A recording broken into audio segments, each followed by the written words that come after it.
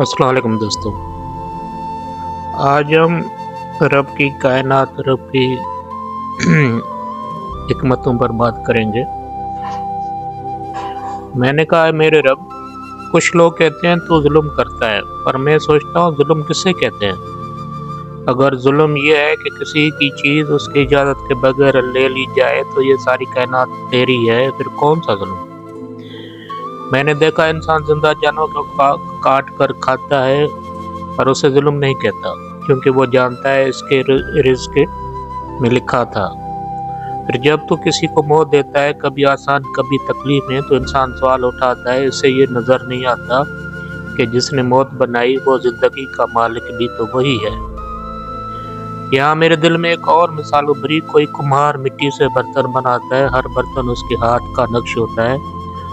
वो उसे शिकल देता है, संवारता है और फिर कभी अपनी मर्जी से उसी बर्तन को तोड़ भी देता है। कोई उस पर एतराज़ नहीं करता, क्योंकि सब जानते हैं बर्तन उसकी मिल्कियत है और मालिक अपने बनाए हुए जैसा चाहे सलूक करे।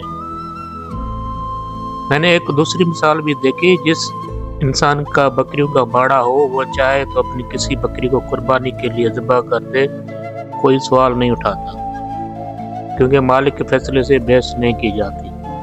इसके पास हक होता है, वजह देने की जरूरत नहीं होती।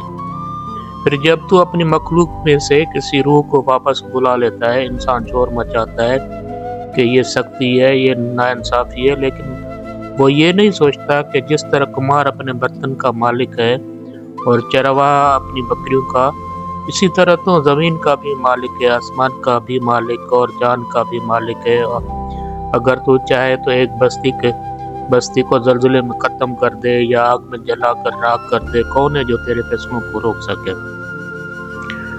कौन है जो तेरे हुक्म पर अदालत लगा सके? मखलूक अपनी महदूद सोच के साथ अल्लाह महदूद काल की हिकमत पर सवाल कैसे उठा सकती है?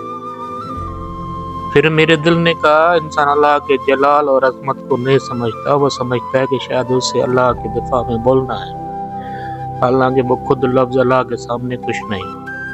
वो ज़ात किसी सिफत की पाबंद नहीं, न जालिम, न सकी, न रहीम, न कहर। वो सिर्फ हू है, जो चाहे, जैसा चाहे, जब चाहे। मैं खामोश रहा। मेरे अंदर एक सुकून उतरा कि अब मैं समझना नहीं चाहता, बस मानना चाहता हूँ। जो कुछ होता है वो ठीक होता है, क्योंकि वह उसके हुक्म से होता है।